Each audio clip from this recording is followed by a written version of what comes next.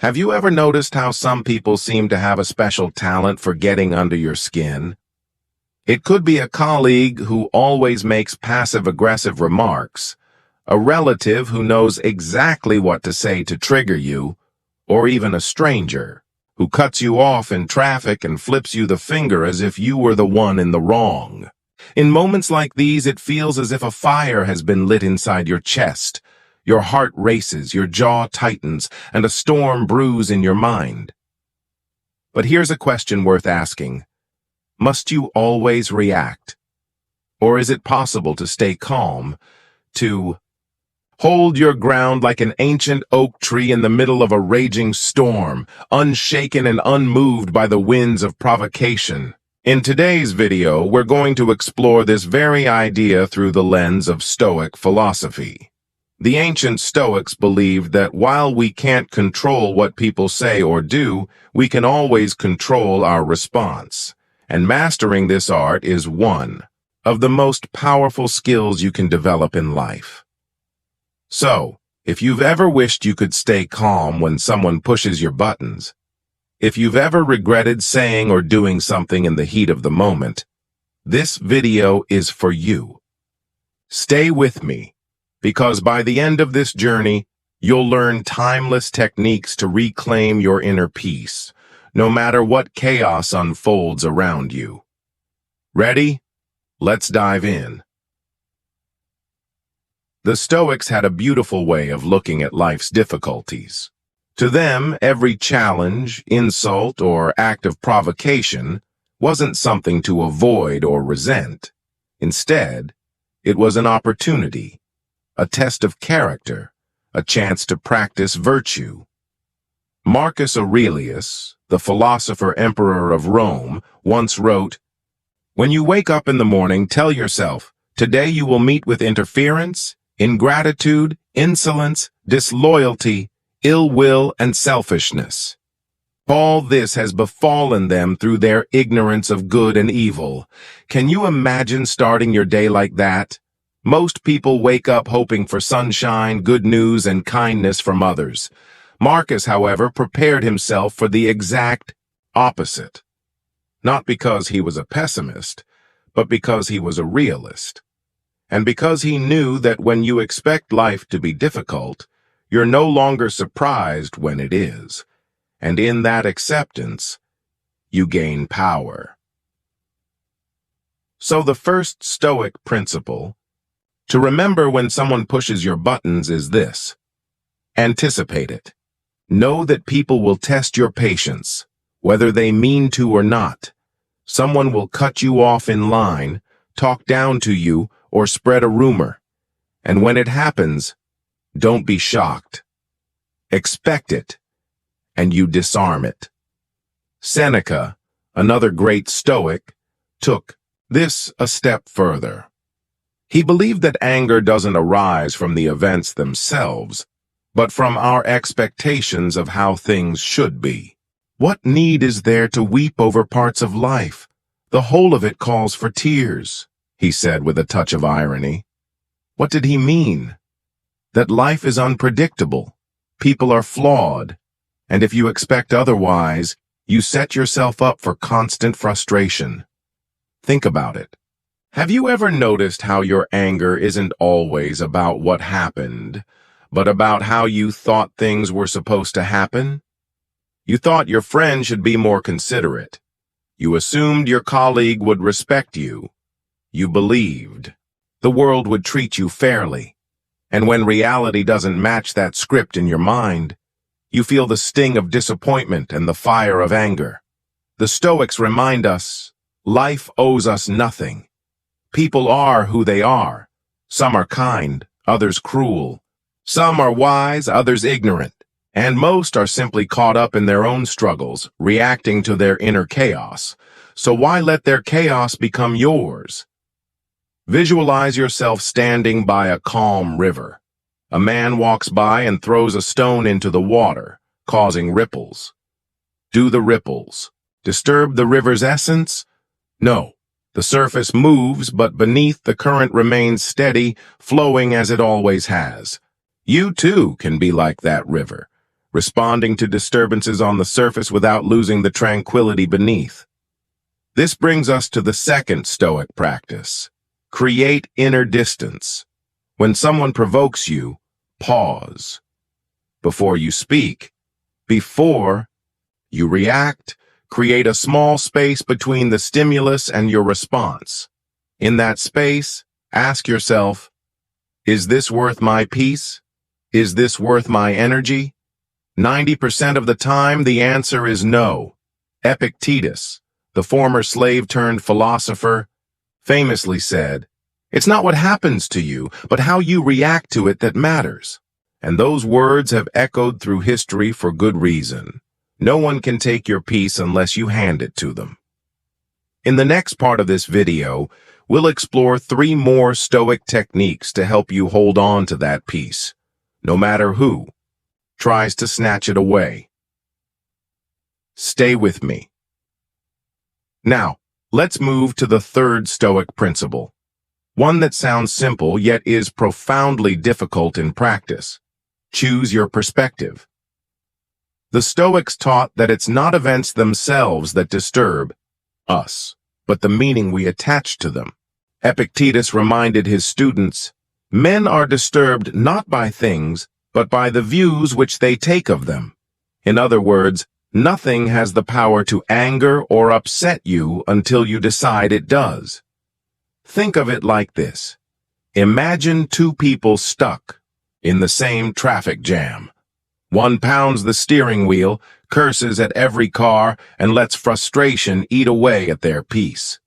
The other turns on some music, accepts the delay, and even finds humor in how powerless we sometimes are in the face of life's little annoyances. The situation is the same for both, yet their experience is completely different. Why? Because of the story they tell themselves about it. When someone pushes your buttons, you too have a choice. You can tell yourself, "This person is disrespecting me. How dare they?" and feel the rage rise within you. Or you can shift your perspective. This is a human being, likely battling their own struggles, acting out of ignorance or pain. Their behavior doesn't define me, and it certainly won't steal my peace today. The Stoics didn't advocate for passivity or letting others walk all over you. No, what they taught was emotional mastery, the ability to control your inner world, even when the outer world refuses to cooperate. Marcus Aurelius, faced with constant betrayal, political games, and personal loss, wrote to himself, "The best revenge is to be unlike him who performed the injury." Powerful, isn't it? When someone acts poorly, the most dignified, commanding response isn't to mirror their behavior. It's to rise above it. Here's a technique you can use next time someone tries to get a reaction out of you. Visualize their action as a passing cloud in the sky. You see it, you acknowledge it, but you don't chase after it. You let it drift by. And when you can do that, you'll realize how little power most provocations have unless you grab hold of them. And this leads us naturally to the fourth practice. Focus on what's within your control. At the heart of Stoic philosophy lies one unshakable truth. Some things are up to us and some things are not. The words people speak, their attitudes, and their actions, all outside your control. But your thoughts, your perspective, your actions, those are yours to command. Seneca said it best, "We suffer more in imagination than in reality." Often, it's not the insult or the slight itself that wounds us, but the endless replaying of it in our minds. We turn a passing comment into a personal attack, a rude glance into a sign of hatred, a criticism into a character assassination. And in doing so, we hand over our inner peace like it's spare change. But what if instead you chose to let it pass? What if you focused your energy on your own behavior, your own goals, your own inner calm? The Stoics believed that peace comes Not from changing the world, but from mastering the way we navigate it. Imagine a sailor on a stormy sea. He can't control the wind or the waves, but he can steady the wheel and adjust his sails. Life works much the same way, and when you realize that, truly accept it, the insults and provocations of others lose their sting. In the next part of this video, I'll reveal the fifth and final Stoic technique, a simple but deeply powerful exercise you can practice daily to strengthen your calm and build unshakable resilience. Don't go anywhere. You'll want to hear this. And now we've arrived at the fifth and final Stoic practice. A deceptively simple exercise that, if you make it part of your daily life, will change the way you respond to provocation forever. It's called negative visualization. At first, the name sounds a little strange. Why would anyone want to visualize negative things? Aren't we told to stay positive, to focus on the good? But the Stoics believed that regularly contemplating what could go wrong doesn't make you pessimistic. It makes you prepared. Seneca, in his letters, often advised his friends to mentally rehearse adversity. He robs present ills of their power who has perceived their coming beforehand. In other words, if you've already imagined yourself facing insults, betrayals, and disappointments, they lose their sting when they actually arrive. Picture this. Before you step into your workplace, a difficult family gathering, or even scroll through social media, pause for a moment. In your mind, envision someone cutting you off mid-sentence, someone throwing a careless insult your way, someone misunderstanding you, criticizing you unjustly, or disregarding your feelings. Now, watch yourself staying calm in the face of it. Feel your breath steady, your body relaxed, and a soft half-smile on your lips. By rehearsing adversity, you train your mind to recognize that none of these things are truly catastrophic. They're just part of being human, part of navigating a world filled with imperfect, impulsive, and often distracted people. Have you ever noticed how you handle bad news better when you've already half expected it? The same principle applies here. When you expect occasional disrespect or provocation, it no longer catches you off guard. It becomes something you anticipated, accepted, and moved beyond before it ever reached you. Marcus Aurelius practiced this every morning. He would remind himself that the day ahead would be filled with rudeness, selfishness, and ignorance, not to sour his mood, but to sharpen his awareness.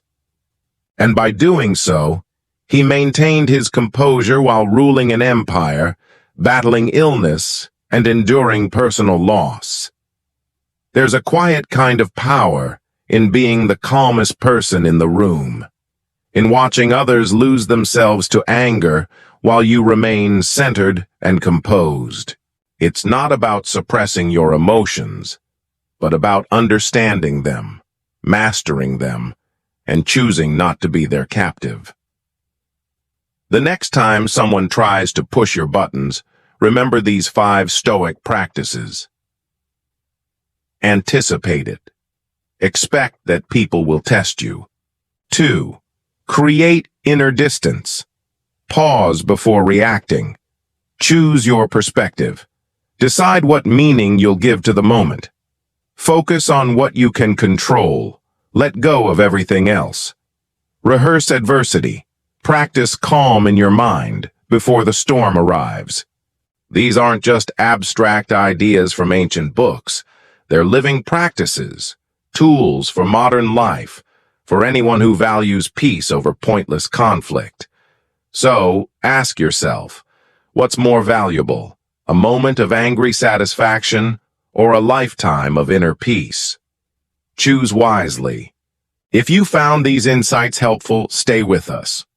We've got more Stoic wisdom, ancient strategies, and life lessons waiting for you in the next video. Until then, stay calm, stay steady, and as always, stay wise. As we bring these timeless lessons together, it's worth reflecting on why staying calm matters so much. Because, let's be honest, it's tempting to lash out, to defend ourselves, to prove a point. Sometimes, it feels like the only way to regain control is to raise your voice or strike back with sharper words. But is that really control? Or is it just another way to be enslaved? This time, not by others, but by your own emotions. The Stoics believe that true power lies in self-mastery, that the greatest victory isn't over others, but over your own restless mind. Picture a mountain standing firm while storms rage around it. The winds howl, the rain lashes against its sides, but the mountain remains unmoved. That is what you become when you practice these teachings. You're no longer pulled this way and that by every passing insult or careless word. You become grounded, steady, and free. And freedom, as Epictetus said, is not given. It's claimed. It's something you seize within yourself through discipline and reflection. When you refuse to react impulsively, when you choose peace over anger, you take back your power. But here's a beautiful truth the Stoics discovered. When you stay calm, you don't just protect yourself. You influence others too. Ever noticed how a single calm person in a heated room can change the entire atmosphere? How their steady voice cuts through the noise, making others lower theirs. How their unshaken gaze reminds others of their better nature. That can be you. We live in a world that often confuses strength with aggression and assertiveness with shouting. But the strongest person is the one who has nothing to prove. The one who understands that their peace isn't for sale, no matter the price. So, the next time you feel your temper flare, pause. Picture Marcus Aurelius scribbling quietly in his journal, reminding himself of the difficult people he'll meet tomorrow. Imagine Seneca calmly accepting both praise and insult as passing breezes. Visualize Epictetus, once a slave, later a teacher, smiling knowingly as someone tried to provoke him, already certain that their words held no power over his spirit. This isn't about perfection. You'll stumble. You'll have moments when anger slips through. That's human. What matters is that you notice it, that you choose to learn from it. And with each practice, you'll find those moments of peace growing longer, those buttons harder to press. In the end, as the Stoics taught, the only thing you truly possess is yourself, your mind, your choices, your character. Guard them well, and before you go, remember this. The calmer you are, the clearer you see. And when you see clearly, you live wisely. If this message spoke to you, stay with us here at Stoic Scrolls. Because we're not chasing noise, we're seeking wisdom together. See you in the next reflection. And if you've made it this far, thank you for sharing this moment of reflection with me. If these Stoic lessons stirred something within you, a reminder of the strength you already carry, or the calm you wish to cultivate, consider joining us here at Stoic Scrolls. This is a space for those who choose wisdom over noise, clarity over chaos, and steady growth over restless ambition. Subscribe if you haven't already, and when you're ready for your next piece of ancient insight, you'll know where to find us. Until then, stay calm, stay steady, and as always, stay wise.